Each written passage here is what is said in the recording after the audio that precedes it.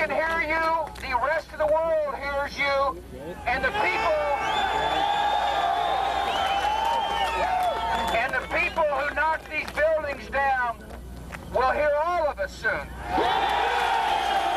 That was then President George W. Bush just a few days after September 11th attacks there 13 years ago today.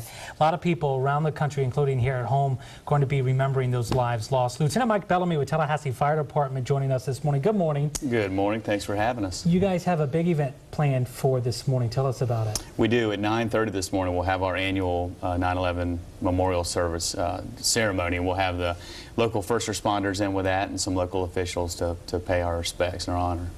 Just a few months, not long after the attacks, some members of the Tallahassee Fire Department had the opportunity to travel to New York. What was that experience like? Yeah, so it was the most devastating day for the fire service. 343 New York City firefighters perished in that one moment. So obviously the fire service is a big family. So we took it upon our, ourselves to get out in the community. We raised about $62,000 with the help of Tallahassee and Leon County, and actually had some issues with some local charities then about the validity of them. So we actually took that money up to the Firehouse Rescue 1 in Manhattan that lost about 11 firefighters. Half their firehouse died that day. And these are people you guys have never met before, but there is a large sense of a brotherhood. A brotherhood. How does this connect you to a department hundreds of miles away, all the way in New York? Right. I mean, the fire service is really like a family, and when these events happen, we really rally around, and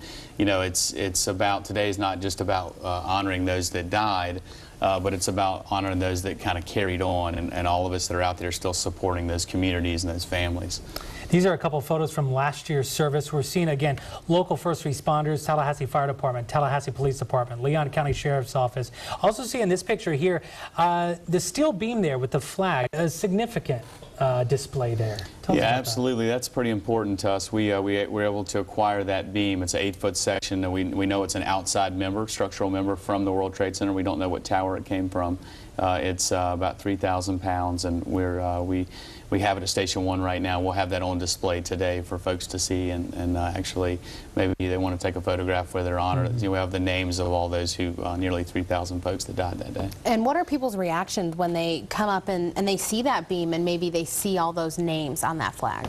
Yeah, it's emotional to be, to be with it and be in that, that same space. I mean, the attacks obviously were devastating in so many ways, but there's so many stories out there, and it makes you go out there and look and learn about some of those stories of heroism, and we just basically move on, and we're the greatest nation in the world, and I think all these stories are woven into that, and I think it's just such an emotional thing to be around. one of the events coming up here this morning, 9:30 Tallahassee event happening, Tallahassee Fire Station #1, that's on Adams Street.